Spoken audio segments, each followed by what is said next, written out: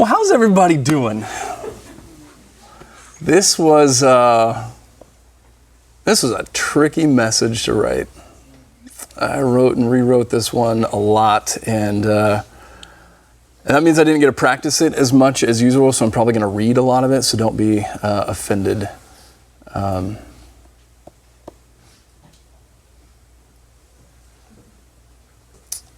Not only is this my final message as a pastor, but it's also the final sermon for Oasis. So no pressure. I want to start tonight by just saying thank you. This has been a community that I have been so proud to be a part of for the last 8 years. I remember when Crystal and I walked through the doors of Oasis for the very first time, back when we actually walked through doors and went places. We had the boys in tow. The twins were 1 and Wyatt was 4. And I remember, the chaos of getting everybody in the van and getting to service. But I'm seeing counseling for that now, so it's getting better. But I remember walking in and the first thing that I noticed, and Crystal as well, because we talked about it afterwards on the way home, like you always do when you go and church shop. You'll know about that in a bit. Was that too soon? The first thing that we noticed was the sense of community that this church has. The fact that we walked into the lobby of the Grand, and it seemed like everybody had been waiting all week for that morning to be there, to shake hands, to tell jokes, to grab coffee. There were kids running around and playing everywhere, and it was this joyful chaos that we felt so at home with, because that was our life at that time, and it is still that. But there was something magical about this community that everybody, at least it seemed like, that we would later come to find out was deeply true, was so excited to be together. They were so excited to see each other, to let their guard down for a while, and it was beautiful. It was a beautiful thing, because everybody showed up and hung out forever. I remember Andrea always being frustrated that nobody was in the sanctuary when they started the first song, and that was kind of like, all right, everybody, grab your coffee, like close your conversations up, let's do this. And then everybody would stay afterwards, and the kids would run around, and it was just a blast. It was just it has been a community that I've deeply loved, and has shaped me tremendously, shaped the lives of my boys tremendously. This is what they know of church. I mean, not so much this, because this is really weird, but this. And I am very, very grateful. I remember going home and back in the good old days when I enjoyed Facebook, going on and getting permission to join the Facebook closed group for Oasis. And the only thing you really had to do was prove that you weren't just a fan of the band Oasis. And I wasn't. So it worked out great. And I remember trying to figure out, okay, what are these people really about? What is this community like? And so I started scrolling through, some of the past comments and posts and, likes and all the different stuff for probably 2 or 3 months, just to see what are these people actually like. And I was blown away at how safe, I think is the right word, that it seemed like everybody felt with this group of people. The real, honest, unfiltered reality of people's lives were posted on this Facebook group, not in the the Instagram, like, hey, everything's great, here's a picture of me at the beach with 2 hot dogs in front of the camera. I thought that was a lot funnier than apparently it came out. You guys are going to miss my dad humor. You will. You will. You just wait. Everybody seemed to know and understand that this was a community where you were safe to post reality, to just be raw and honest about what was happening in life. And it seemed like there had been a culture that had been purposely cultivated, where people could be real and ask for help. And people asked for help. And oh my gosh, did you respond? It was mind-blowing to see the way in which you took care of each other, loved each other, the way that somebody would post a need for something, whether it was, hey, just had surgery and we could use some meals. I mean, I went through and tried, I thought to myself, I should count how many pieces of furniture or home appliances the people of Oasis have passed back and forth. And I thought, oh my gosh, that's an impossible task. That just seems awful. Whether it was something simple, like a meal trains. Oh my gosh, how many meal trains have we done? Christina, how many meal trains have we, yeah. You have set the bar in my life for what it means to be a community that loves one another. And it is a beautiful thing to behold. And it's been an amazing thing to be a part of.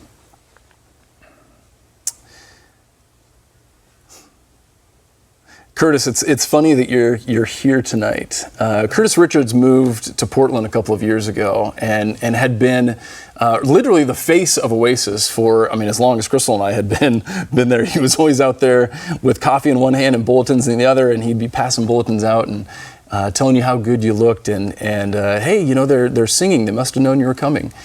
And Curtis moved to Portland, and yet still gives financially to the people of Oasis who need it. Because that's what community does. That's what love looks like. You're right here, Curtis. I didn't just throw this in because you came tonight. I didn't even know you were coming. But that's what this church has been for me. It has been a place that has set the bar for what it means to love one another. And it's not just for each other, although that has been a sight to behold. I think what I've been most proud of for our church is the way in which we have loved our community that isn't just this community, but the people that are outside this community. From the clothing drives that we've done for Union Gospel Mission and Smonka House, the money that we've given to world missions and relief efforts and all of the stuff that we've done in town. I think my favorite thing is when the people that you know, your neighbors or your family or your coworkers that have no connections to Oasis except for you, have a need and you have fulfilled it. You have become Jesus to those people. And it's been awesome to watch. You've helped a lot of people move. You have donated a lot of money. You have cooked a ton of meals. And it wasn't just the guys that helped move, and it wasn't just the ladies who've cooked. And it certainly wasn't just the kids or the adults that showed up to help. You have done a phenomenal job as a community of encouraging your children to be a part of what it means to serve and getting them involved and getting their hands dirty when it comes to being the hands and feet of Christ, of showing them what it looks like to be a follower of Jesus, to make this normal for them. Some of my proudest moments have come when I have received calls from people that I've never met and have no connection whatsoever with. But they've heard that we are the church that helps people when they don't have friends or family in town. I can't tell you how many people we have moved that have gotten our number from somebody else that we helped move. And all it takes is a little note to you guys, and we have people show up with trucks and trailers, literally minutes notice. This has happened multiple times over and over again, which is why I can't answer, or I can't just let phone calls go through to voicemail, because I have been taught that it's not always a spammer, although usually it is. Oftentimes it is our community calling and asking for help. And one of my greatest privileges of being your pastor is watching you minister to your community, being the one who gets to be the face, gets to have the honor of being the pastor of Oasis, but in reality, it's you guys that have done the ministering. And it's been a beautiful thing to watch, to help orchestrate just a little part of that, to give most of it to Christina, of course, but just a little part of that orchestration has been a wonderful, wonderful privilege. My sister-in-law, Taylor, had a friend move back to town, and she had just gotten out of a very unfortunate relationship, and she and her son were able to make it back to Salem with a duffel bag full of clothes, and that was it. And they needed to furnish an apartment for her and her son, and you guys showed up. There were a line of pickup trucks and trailers. People had gone all over the valley picking up stuff, and hey, I've got this, and oh, I can go grab that from so-and-so. And when Andrea and her son showed up to this apartment and unlocked that door, we had truck after truck after truck after truck full of furniture and goods. Crystal was we were going through trying to figure out what all was in that apartment that we had a hand in. 2 beds, bookshelves, a kitchen table and chairs, a recliner, multiple kitchen appliances, full set of silverware and cookware and bedding and towels and detergent and soap and cleaning supplies. It was an incredible thing to watch. And we did that right at the beginning of the pandemic. Kyle, you remember doing all that with masks on up on the 2nd floor? That sucked. This is what I've loved most about our church. And for me, it's what I'm going to miss the most. Being a part of a community that I'm so proud of. One of my love languages is being shoulder to shoulder with people, serving alongside people. And that's been amazing here. Any church can have great music, and we have great music. And any church can have a great message, and we've had messages. But for me, the greatest churches are great communities. Communities that are made up of people that deeply love and care for each other, that take care of each other, and take care of the people that God has placed them around. And this is why community groups have been such a critical part of our church. From the moment that we walked into Oasis, we jumped into a community group. We brought one with us from our previous church, and we kind of commingled, and it was messy and complicated and beautiful. But this is where we've gotten to live life together. This is where we have gotten to know each other. This is where we pray for each other. It's where we share our burdens together. It's where we celebrate together. It's where we discipline each other's kids.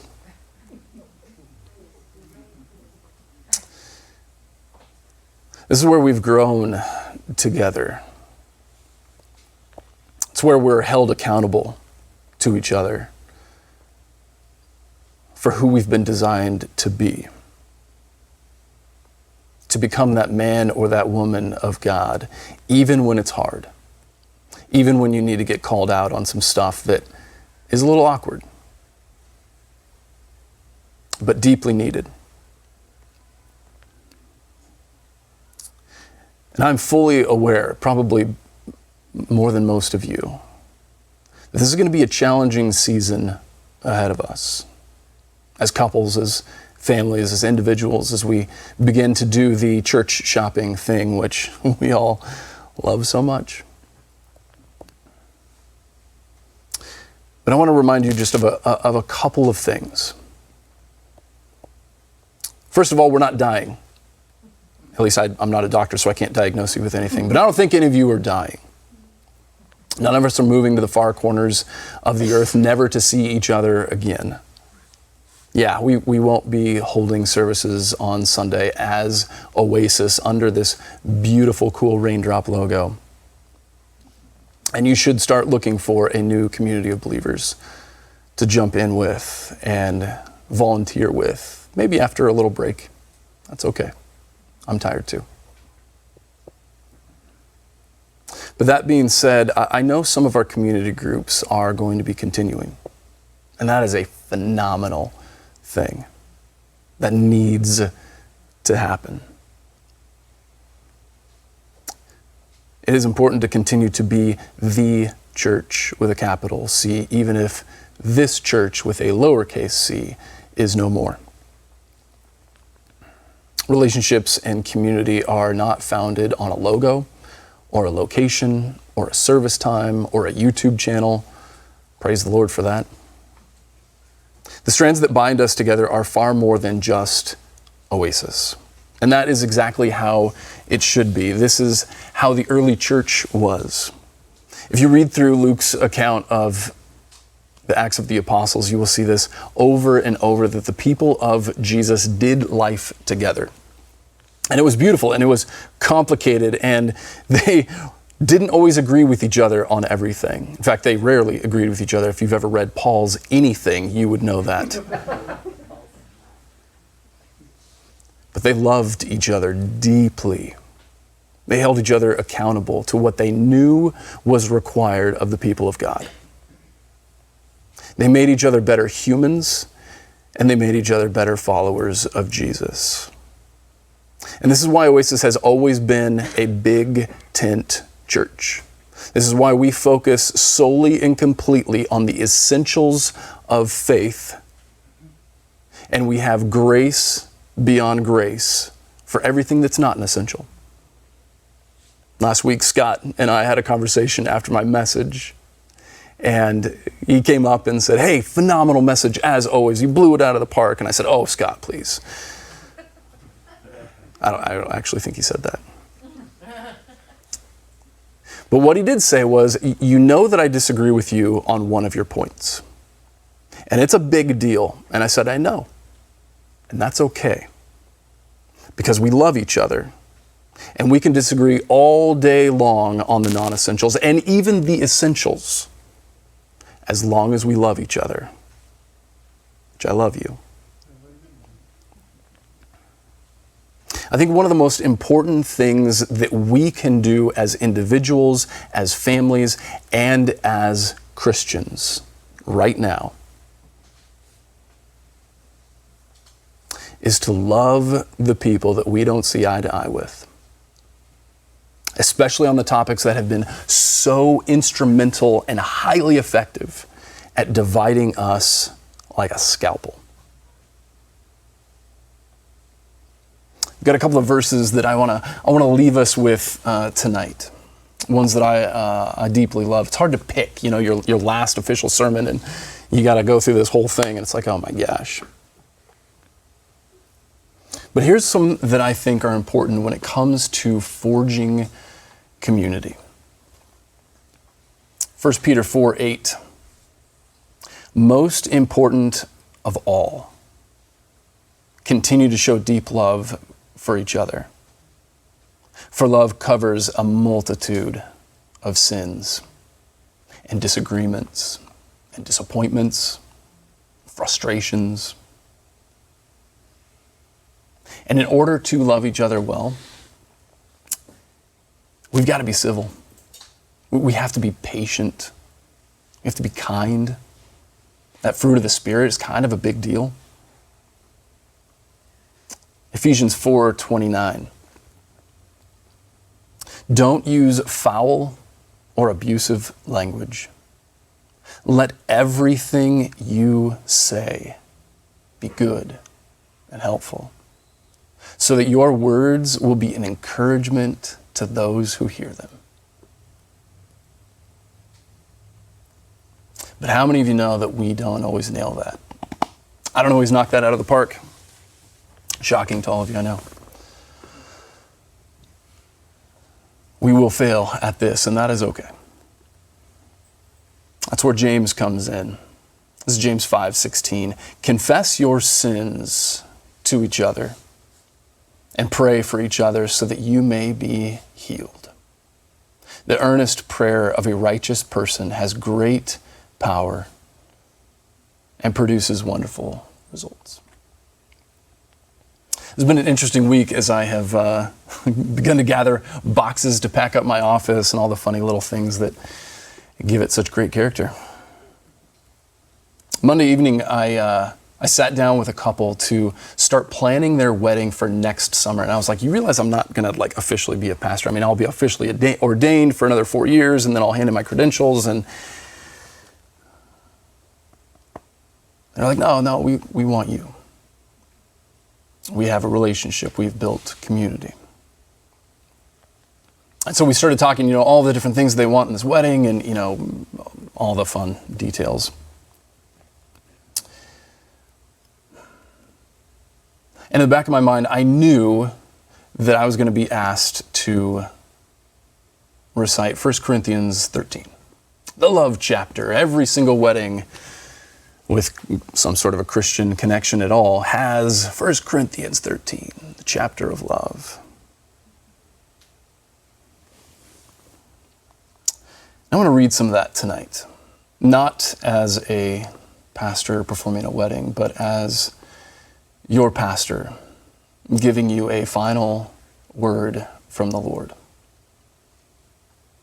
I want to use it to close our time out together. I've got just a couple of little thoughts afterwards, so we're almost done. But I figured 1 Corinthians would be a solid way to close our time together.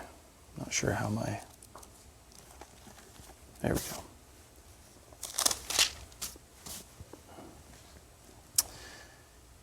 If I could speak all of the languages of earth and of angels, but didn't love others, I would only be a noisy gong or a clanging cymbal.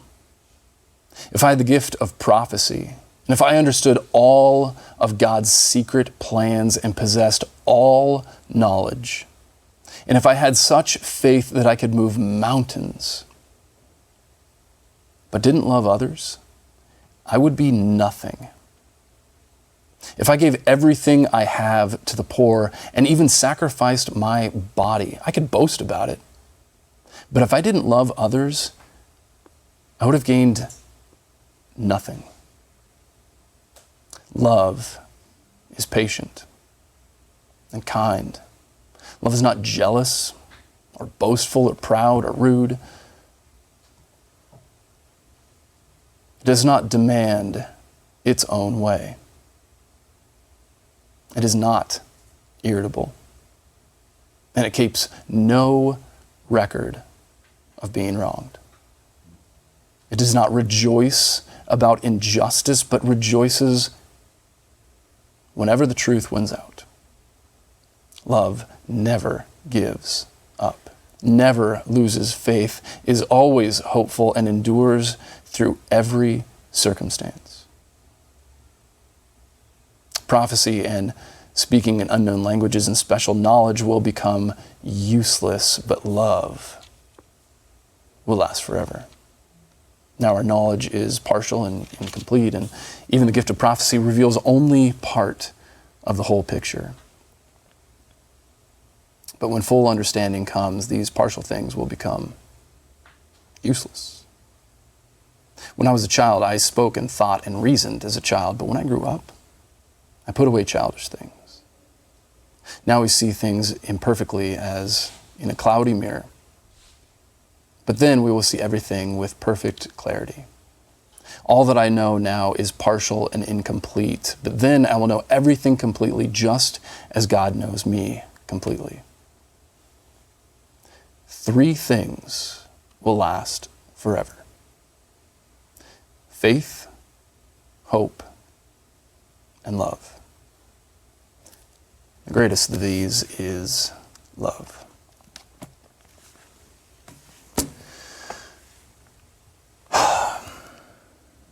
This is our calling as individuals. This is who we are to be. It's what we're designed to do. It's who we're designed to become. I talk a lot about becoming the people that you were born to be, that you were designed and created to be, and that's what it looks like. But it's also what we've been called to be as a community, a people of love, not just individuals, but a community. we've done a good job of living this out, Oasis.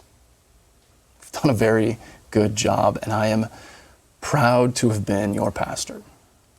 But more importantly, I'm even more proud to have been a member of this community. And I know the future is unknown, and I know there's a lot of emotions that come along with moments like this, and that's okay. I feel them too. We aren't promised today. We're not promised tomorrow. Our job is to bring glory and honor to Jesus by loving the people around us today. And sometimes this is what faith feels like. So here's my final paragraph of my final sermon on our final night. Remember who you are.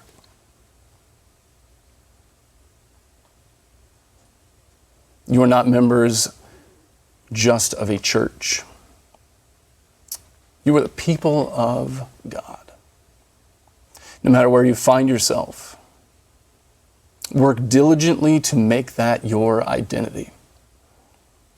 Push back on anything and everything that tries to shoehorn or guilt or manipulate you into being anything that you are not.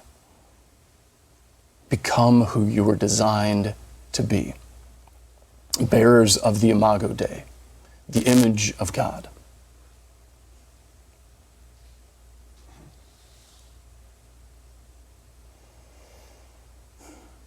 For through you, Jesus walks the earth once more. Through your words, God speaks. May it be words and deeds of affirmation, encouragement, and above all, love.